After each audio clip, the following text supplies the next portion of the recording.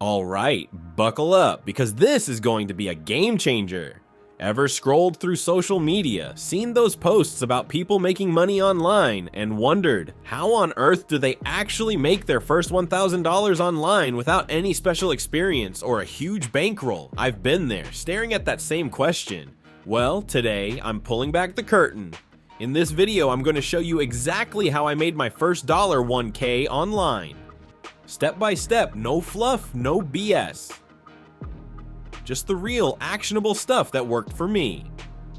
And you'll definitely want to stick around, because I'll even break down what I'd do differently if I had to start all over again today, knowing what I know now. This isn't just a story, it's a roadmap. Before this journey into earning online income began, I was probably a lot like you. I was working a job that paid the bills, but didn't light any fires within me. I'd hear about making money online, and it felt like this exclusive club I wasn't invited to. I was drowning in information overload, confused by all the gurus promising instant riches with their secret formulas. The truth, I just wanted a little more financial breathing room, a bit more control over my time, and the thrill of building something myself. I didn't have a business degree, no coding skills, no massive startup capital stashed away. I was just an average person with a laptop, a decent internet connection, and a growing desire for change. I felt like I was standing at the bottom of a huge mountain, looking up, wondering if I even had the right shoes to start climbing. That feeling of being overwhelmed was real, but so was the spark of hope that there had to be a way.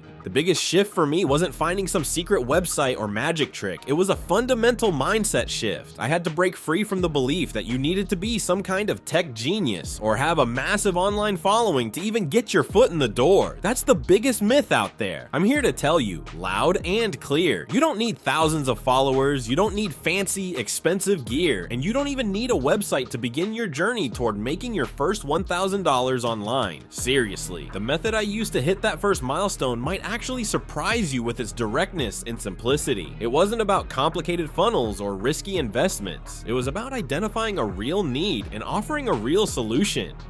Something anyone with dedication can learn to do. It was about realizing that my existing, perhaps overlooked skills could be valuable to someone else, somewhere in the world. So let's get into the nitty-gritty, the actual step-by-step process I followed. The skill I chose to leverage was freelance graphic design, specifically creating simple social media graphics and logos, and the platform I primarily used to get started was Fiverr. Why graphic design? Well, I always had a bit of an eye for visuals. I enjoyed playing around with free design tools, and I noticed a massive ongoing demand. Every business, big or small, needs graphics for their social media, their websites, their marketing. It's accessible because there are amazing free and low-cost tools out there, and the barrier to entry wasn't a 4-year degree. It was a willingness to learn and create a decent portfolio. Setting up was the first hurdle, but it was straightforward. I created a Fiverr account, which is free. The key was making my profile look as professional as possible. I used a clear, friendly photo of myself. For my gig descriptions, I was super specific about what I offered. I will design 5 engaging Instagram posts for your business, or I will create a minimalist logo design. I use tools like Canva, which has a fantastic free version that's incredibly powerful for beginners.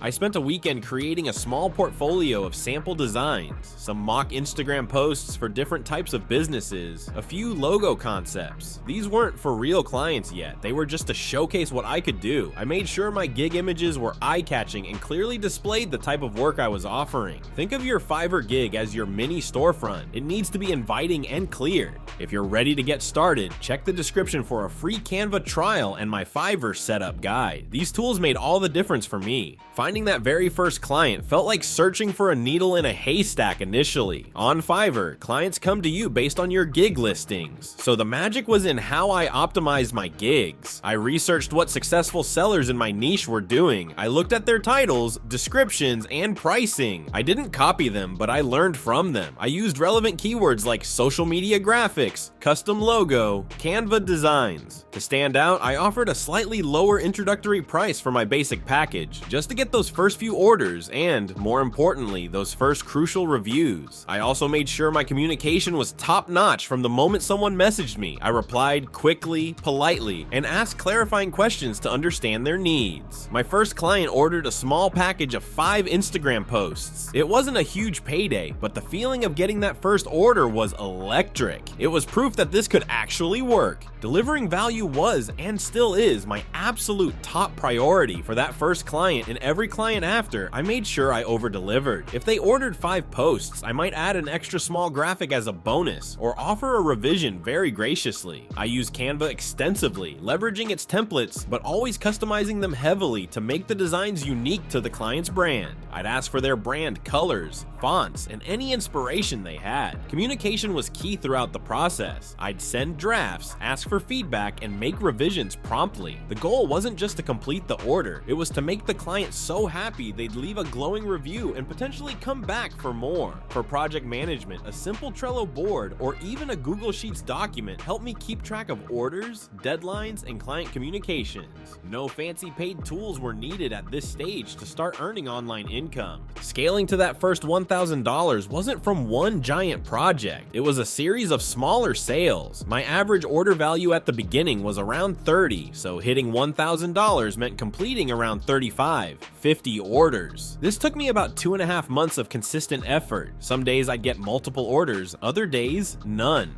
The key lessons during this scaling phase were patience, persistence, and the power of good reviews. Each positive review made my gigs more visible and trustworthy, leading to more orders. I also started to learn which types of gigs were more popular and what price points worked best.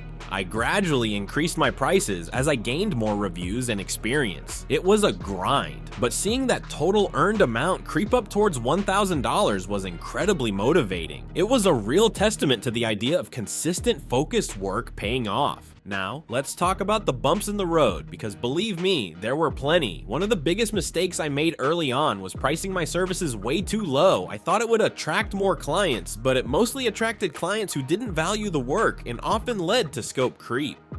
I also wasted time on gigs that weren't a good fit for my skills or interests, just because I was eager for any work. This often led to frustration and subpar results. Another trap was the revision vortex, endless revisions from indecisive clients. If I could go back, I'd be much clearer about the number of revisions included in my packages from day one. I'd also learn to politely decline projects that screamed trouble from the initial communication. Trust your gut. Don't fall into the trap of thinking you have to say yes to everyone, especially when you're starting out. Learning to value your time and say no is a crucial step towards freelance success. So if I were starting from absolute zero today, aiming for that first $1,000 online, what would I do differently? Firstly, I'd niche down even faster. Instead of general graphic design, I might focus specifically on social media graphics for local restaurants, or logos for wellness coaches. A clear niche allows you to become an expert, charge more, and attract your ideal clients more easily. Secondly, I'd leverage platforms beyond just Fiverr from the get-go. I'd build a simple portfolio on a platform like Behance, or even a one-page site using Card, and I'd be more active in relevant Facebook groups or LinkedIn, not to spam, but to offer value and connect with potential clients. I'd also be more systematic about collecting testimonials and asking for referrals, and honestly, I'd tell new viewers that it's arguably even easier to get started now. There are so many incredible free tools, educational resources, and supportive online communities. The information is out there, you just need the drive to apply it. The path to earning online income is more accessible than ever. This brings me to you. What method are you planning to try, or what's holding you back from starting your journey to make your first $1,000 online? I'd love to hear your thoughts. Drop it in the comments below. I genuinely read and replied to everyone, and because you've stayed with me all the way to the end, I've got a little something extra for you. I've put together a free checklist of the key steps I took to set up my freelance gig, including prompts to help you define your own service. The link's in the description, so make sure to grab it. Want to fast track this process? Use my Fiverr starter kit, linked below. And don't miss my Canva Pro trial link if you want access to premium design features. Now, for a little teaser, in my next video, I'm gonna break down how I took that initial $1,000 and started to scale it, exploring strategies to find higher paying clients and increase my rates. So make sure those notifications are on. You won't want to miss it. Thanks so much for watching. If you're ready to dive deeper, check out this video next, how I landed my first high-paying client. It's the perfect follow-up to what we've discussed today. Keep learning, keep growing, and I'll see you in the next one.